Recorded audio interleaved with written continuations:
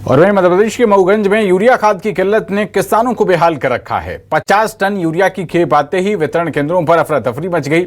हजारों किसान सुबह से लाइन में लगे रहे, लेकिन सिर्फ 1000 किसानों को ही खाद मिल पाई। महिलाएं बच्चों के साथ और बुजुर्ग घंटों तक इंतजार करते रहे हैं। इस बीच दुकानदारों के द्वारा बताया जा रहा है कि सरकारी यूरिया 500 रुपए तक में ब्लैक में बेचने के वीडियो भी वायरल हुए, लेकिन पुलिस की मौजूदगी के बावजूद न कोई FIR हुई, न कोई सख्त कार्रवाई हुई। किसानों का आरोप है कि समितियों तक यूरिया नहीं पहुंच रही है और प्रशासन सिर्फ कागजों पर सक्रिय है। ये देखिए, तस्वीरें आपकी स्क्रीन पर हैं।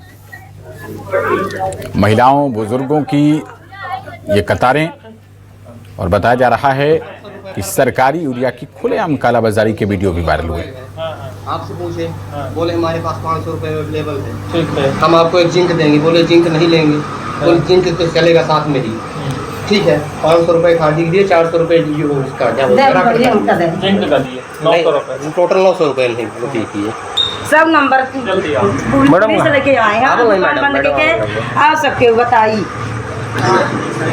रसीद मिल जाए, रसीद से खादी आई है भाई। यहाँ भारत सरकार के पास खादी नहीं, आप लोगों के पास खादी, किसानों की कितना व्यवस्थित सब कुछ चल रहा है, लेकिन भीड़ अनियंत्रित है। इनको नियंत्रित करने के लिए कोई हमारे पास संसाधन की इनका स्टाफ कमी है और पुलिस भी उपलब्ध नहीं है।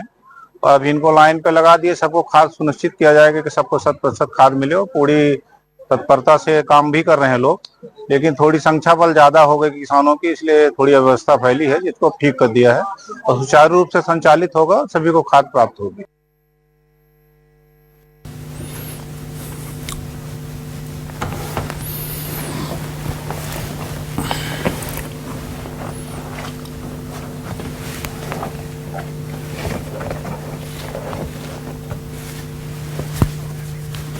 और ज्यादा जानकारी के साथ हमारे संवाददाता अभय मिश्रा जुड़ गए हैं।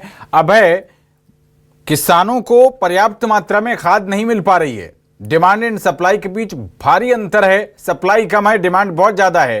क्या कार्रवाई हो रही है, क्या आश्वासन दिया जा रहा है, और वीडियो वायरल हो रहे हैं कि ब्लैक की जा रही है खाद?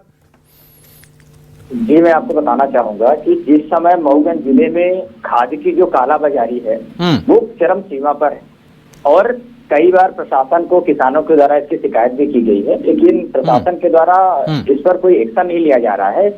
दोगुने दाम की अधिक में किसानों को खाद की बेची जा रही है।